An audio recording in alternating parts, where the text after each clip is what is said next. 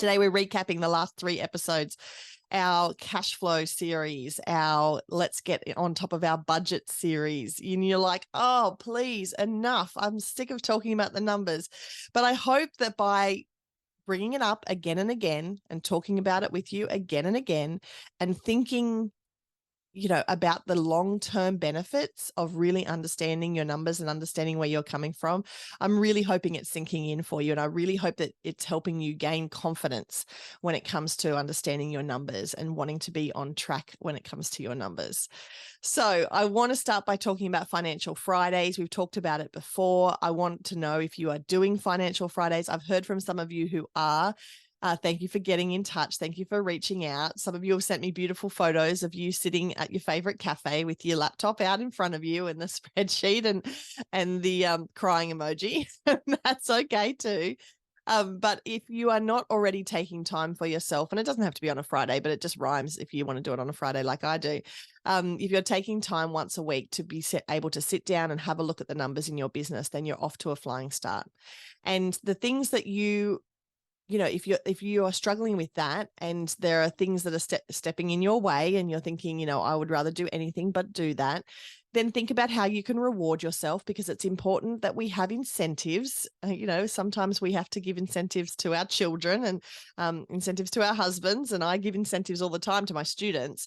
So I think it's important sometimes we incentivize ourselves as well. So if you make a commitment to yourself to do Financial Fridays, perhaps for a month, perhaps you're going to treat yourself with something special at the end of that month. Perhaps going to your favorite cafe is the treat in itself, in that you're going to sit down, have a really nice latte and be able to spend some time looking at the numbers in your business.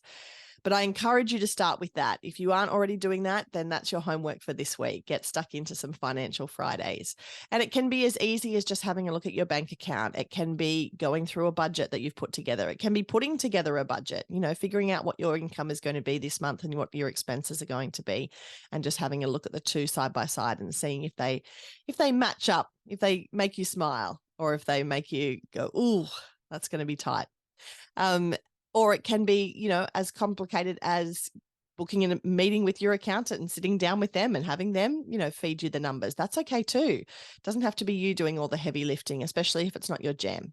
So I encourage you to put some time aside for Financial Fridays and to let me know when you are doing so. Take a photo, stick it on your Insta story and tag me. I'm at Simply Stacey Morgan. Once you've done that, I really encourage you to get stuck into a budget, and whether that's going to be a budget for a specific product in your business, a budget for a specific event that you're running in your business. Perhaps you have one service of many that you're going to focus on, doing a budget around that. I encourage you, whether it's just that, as I said, that one product or service, or whether you're going to do an overall budget for all of the workings that happen within the business, I encourage you to get started. I talked in episode 2 about the easiness of just grabbing one of those Excel spreadsheets or one of those formulas or templates and being able to punch the numbers into that. You don't have to start with a blank spreadsheet. In fact, just the thought of a blank spreadsheet gives me the heebie-jeebies. Grab one of those templates that's already half filled in for you and has kind of some of the expense categories already lined up, and then you can just pop in your answers, and that you'll get twice as far in half the time. But I do encourage you to start thinking about what that budget looks like in your business, and start thinking about the ways in which these different budgets can talk to each other. So I have budgets for my events. I have budgets for my classes. I have budgets in the Morgan Media brand for my coaching programs, and I have budgets for the events in those as well. And for each of my businesses, I try and find a way to link all of those up so that the numbers that are coming through on an event budget also feed through to my overall budget, so I can see what impact that's going to have. And having it been the start of the year and doing, some goal setting and thinking about New Year's resolutions and fresh starts and things like that only a month ago, I was really clear and really sat down and put, all of my things out in front of me, all of my events, all of my products, all of my systems out in front of me, and went, okay, how many of these do I need to sell in order to get to this figure? How many of these, maybe I don't sell so many of the first item, but maybe I can sell an extra 1 or 2 of the second item, and that will get me to the same position in terms of my finances. So if all of your budgets talk to each other, if you have them all on the same document, perhaps they're just in different tabs, and you can refer back two other tabs to make sure that all the numbers are connecting up together. It should give you a really good idea of where your business sits now and where it's going to go and what you need to really work on. And so from doing those numbers and having a look at that overall budget, that one central place where all the numbers come back to, I can really see for 2023, where I need to really hustle and where I really need to work hard and put a lot of my effort and energy, and where I can, not have to push so hard because the numbers and the forecast is less. And that's always a good place to be, because if you happen to sell more of that service or of that product, then happy days, then you're going to have an extra bit to play with. But you don't necessarily put yourself in a position where you have to sell 500 of something in order to make budget. That also gives me the heebie-jeebies. So don't start with that blank spreadsheet. Find yourself a template, sit down. Perhaps you sit down on your Financial Friday, you work out your budget, you put in your expenses that you know. If you don't know what your expenses are, just go and have a look at how much you spent last year on the phone and the electricity, and, grab all of those phone bills or grab all those payments that you made and put them, make that your prediction for this year and stick that into your budget and see what happens.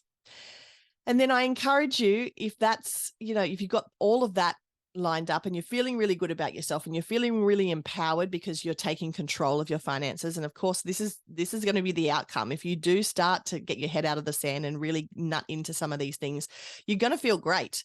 You're going to get a little bit of a buzz. You're going to be excited about the fact that you're taking control of this aspect of your business. So I encourage you to push through until you get to that buzzy stage, and then reach out. I'd love to hear about it, because then it's really over to the experts from that point. Please don't try and do absolutely everything yourself from this point onwards. Don't take your budget and think, okay, I'm going to take this to the tax office and hope for the best.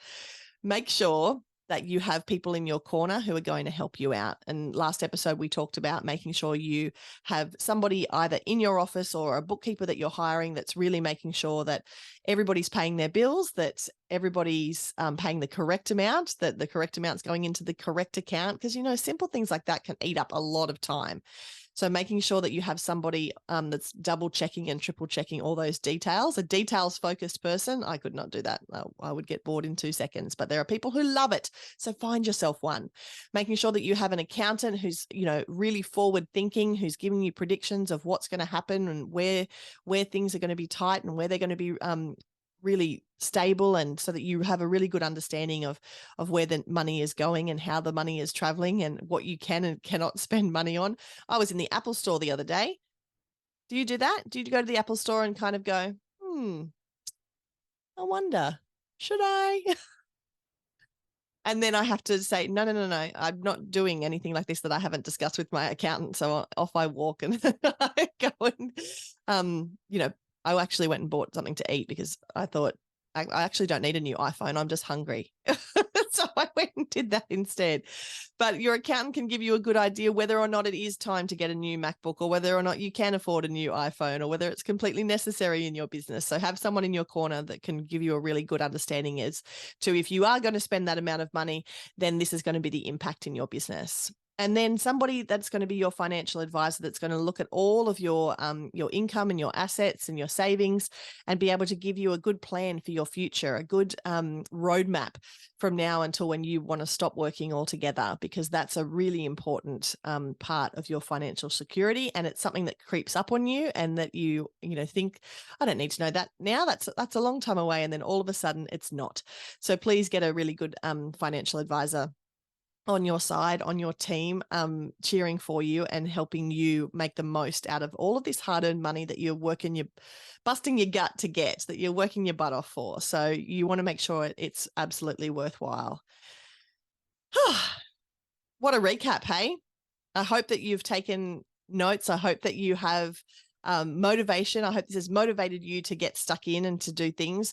And as I said, by talking about it and continuing to talk about it, I'm trying to normalize it for you. I'm trying to say, it's okay. It's okay not to be great at this. It's okay to feel uncomfortable with this. Sit in that feeling, step up and ask people for help, and really give yourself that education, because you'll feel empowered, you'll feel more in control, and then you'll be able to make better decisions in your business. And if you want to learn more about cash flow, then join me for my Cash Flow Made Simple webinar happening on February 14th. I'm affectionately calling this webinar Fall in Love with Your Numbers, 7:30 on February the 14th, which is Valentine's Day. Join me. You can register now at simplystacymorgan.com. If you've enjoyed these episodes, please post on your Insta story and tag me. I'm at Simply Stacey Morgan. If you haven't left us a rating or review on Apple Podcasts, please do. That helps us share the podcast with so many others. And thank you so much for listening. I will talk to you next week.